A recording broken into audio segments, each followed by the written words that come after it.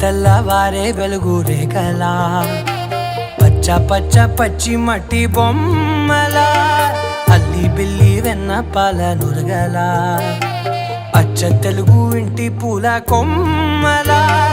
దేవదేవుడే పంపగా ఇలా దేవతే మా ఇంట అడుగే పెట్టెనంట బ్రహ్మ కళ్ళలో కాంతులే